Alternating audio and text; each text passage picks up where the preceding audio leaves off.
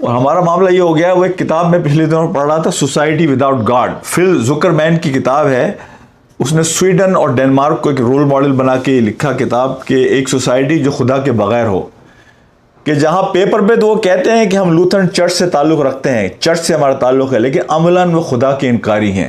دین محض ایک کلچر بن کر رہ گیا ہے. تو اس کتاب کے اندر وہ یہ بات لکھتا ہے کہ وہ پیپر پہ تو یہ کہتے ہیں کہ ہمارا تعلق جو ہے وہ لوتھرن چرچ سے ہے، لیکن نہ وہاں خدا پہ کوئی ایمان رکھتا ہے، نہ بائبل پر، نہ عیسیٰ علیہ السلام پر.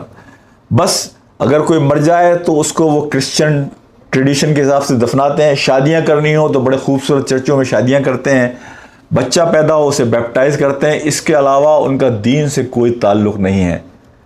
بخدا مجھے یہ لگتا ہے کہ ہمارے یہاں بھی دین کی حیثیت اب ایک کلچر کی رہ گئی ہے کہ ہم شادیاں دین کے مطابق کر لیں. اب وہ تو دین کے مطابق شادیاں بھی نہیں رہیں، اور ہم اپنے مردوں کو دفنا دیں دین کے مطابق، بچے پیدا ہوں ان کی کانوں میں اذان دے دیں. اس سے زیادہ تعلق دین سے ہمارا رہا نہیں. یہ اس وقت ہوتا ہے کہ جب آپ دین کو لوگوں سے irrelevant کر دیں.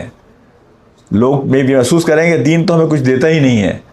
جب دین irrelevant ہو جائے تو لوگ دین سے دور چلے جاتے ہیں. جب آپ ایسی سوسائٹی میں رہیں جہاں کا ڈومینیٹنگ کلچر آپ کے مورل اور ویلیوز سے بالکل مختلف ہو، تو آپ کی جنریشنز جو ہیں وہ جو غالب تہذیب ہے، کلچر ہے، اس کے مذہب کو اپنا مذہب بنا لیتے ہیں. اور آپ یہ دیکھیں گے کہ یورپ میں اور امریکہ میں اصل میں اسلام دشمنی نہیں ہے، اصل میں مذہب دشمنی ہے. ڈومینیٹنگ چیز ہے مذہب دشمنی، جو کہ پھر ہم دیکھتے ہیں کہ ہماری جنریشن کے اندر بھی آہستہ آہستہ آتی جا رہی ہے.